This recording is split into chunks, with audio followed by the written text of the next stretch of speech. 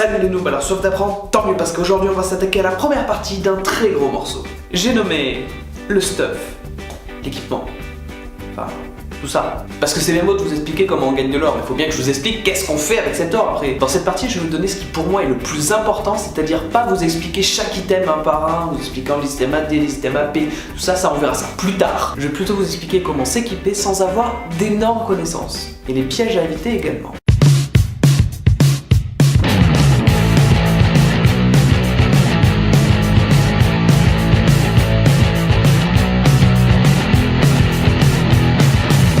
Pour cette première partie, on va commencer par parler de deux choses, l'équipement conseillé et les sites pro. L'équipement conseillé, c'est ce que vous conseille Riot, de manière générale.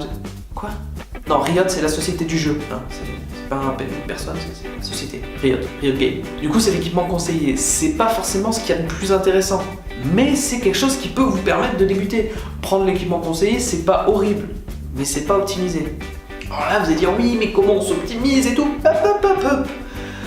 Respire un coup et calme-toi. Personnellement, j'utilise ProBuild parce que ça me permet de voir pour un personnage donné quel stuff les pros ont utilisé et aussi de quand ça date. Parce que ça aussi c'est important, vous le verrez plus tard. Vous donne en général une bonne idée des objets à acheter. Quand vous voyez un même objet qui revient souvent, vous dites peut-être qu'il est bon sur ce personnage. Au cas où vous ayez vraiment du mal, vous pouvez voir en descendant le pourcentage de fois où cet objet a été acheté sur ce personnage. Donc là vous allez me dire oui c'est bon, on sait s'équiper comme des pros et tout, casse-toi tu ne sers plus à rien. Hop. Minute papillon. Petit exemple, vous avez vu que pour tel personnage, ce build, il avait fait un score de ouf et tout, il est trop fort, c'est un pro, tout ça. Mais oui, mais ce build, il est bon dans sa situation. Mettons qu'il n'y ait que des dégâts magiques, ce build, il est trop bien de la mort qui tue. Par contre, il y a un pauvre AP qui est en 0,10 et que le reste c'est que des AD et eux sont feed, bah ton build il sert à rien, absolument à rien. Et ça c'est pas que pour les tanks, hein.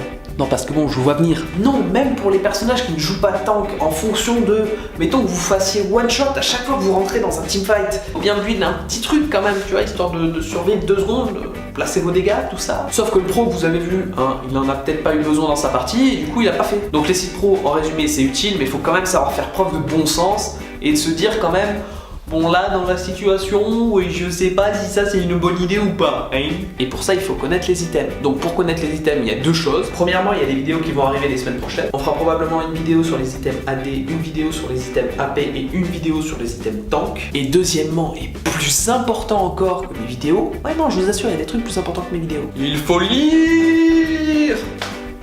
Lire des trucs écrits, tu regardes, et puis tu comprends ce que ça veut dire. Lire. Il y a tellement de gens qui ne savent même pas ce que font les objets. Alors mettez votre jeu en français. Vous pouvez le laisser en anglais si vous êtes bilingue, hein, mais bon, on s'adresse aux gens qui n'aiment pas l'anglais aussi. Et lisez les descriptions des objets, lisez ce qu'ils donnent, lisez ce qu'ils font, parce que les objets c'est pas seulement des stats qu'ils vous donnent, ils vont pas simplement vous donner des dégâts et de la vitesse d'attaque, ils vont aussi vous donner parfois un passif ou alors un actif. C'est-à-dire quelque chose que vous pouvez utiliser. Et c'est des items qui sont très intéressants, bien qu'il faille penser à les utiliser. Parce que c'est comme si vous aviez un sort supplémentaire. Et réfléchissez aussi, vous voyez que vous avez un mage qui fait que balancer ses sorts, de la vitesse d'attaque, qu'est-ce qu'il va en faire? Vous n'utilisez pas vos auto-attaques de toute façon. Et en combinant tout ça, vous arriverez à obtenir le stuff qu'il vous faut pour cette partie. Car chaque partie est unique. Pour résumer, en premier vous prenez les objets conseillés, ensuite vous passez au site pro et ensuite vous passez à votre propre jugement, en plus du site pro. Hein, parce que bon, si vous voyez que l'objet n'est jamais fait, il y a peut-être une raison quand même. En tout cas maintenant on peut dire qu'on n'est plus tout à fait des noobs.